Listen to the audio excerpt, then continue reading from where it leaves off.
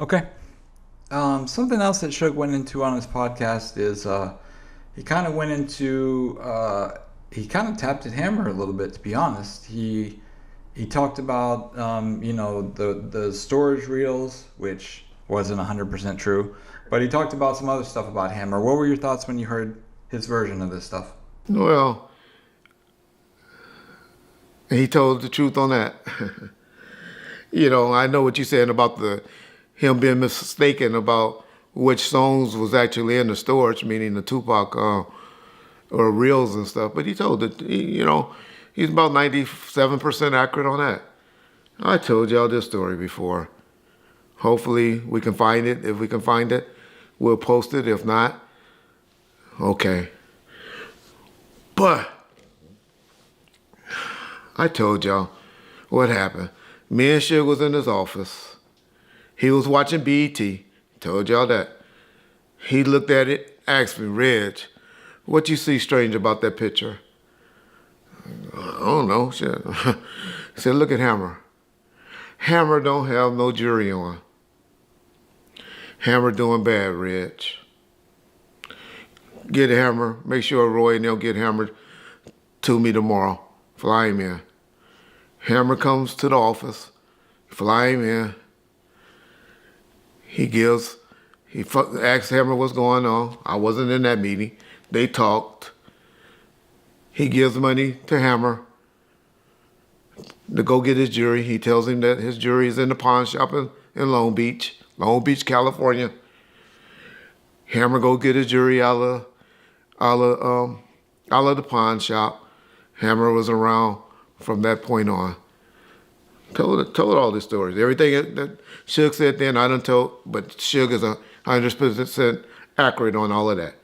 The only thing that John is saying he's not telling the truth about or misinformed is a better word I would like to say about was what was in the storage.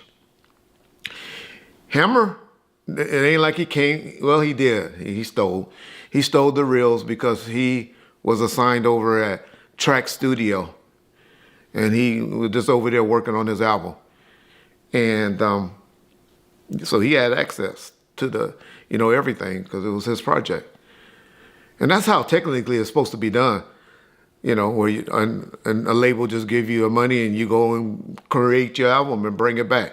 Death Row is a little bit different because, especially the people that got the chance to work at Can-Am Studio, because they had unlimited. They didn't have like a budget or whatever. It was just go make some beats, go make some hits. That's why you got all these songs that you got that most artists don't have. But what happened was Hammer got his music and was trying to put the album out, or was talking about putting the album out while Suge was in prison, as he stated. I found out about it. Hammer was in a bankruptcy, and or he filed bankruptcy. Don't remember when he filed the bankruptcy, but he eventually filed the bankruptcy or was already in the bankruptcy. And I made a claim for the album that he was trying to put out. But as Suge said, he knew Hammer didn't have any money or anything like that, and he was doing bad. Hammer was coming up to the prison, and I'm talking to Suge and meeting, and they worked it out. Once, I sued him and filed a claim in the bankruptcy court. Me, I was running the company, dealing with everything. We went through it, but they needed Suge to come at the hearing in January, probably December of 1990. No, December of 2001. Might have been November of 2001. As a debt, when you're a person that has a debt. And Suge went up to Frisco because that was his only way to get permission to go up there because he was on parole. But he didn't even show up to the hearing. And he was like, man, I ain't suing Hammer. I don't do that. I don't get down like that. And he was just like, hey, I'll just use this to travel to come up to Frisco and hang out with my boy Jay Valentine and Ron Newt and all of them. Shout out, rest in peace, Ron Newt. That was a good dude. And that's what we did. And, I'm sure, like he said, he'll eventually work it out to Hammer. It's obviously for him to speak on Hammer and Deion Sanders.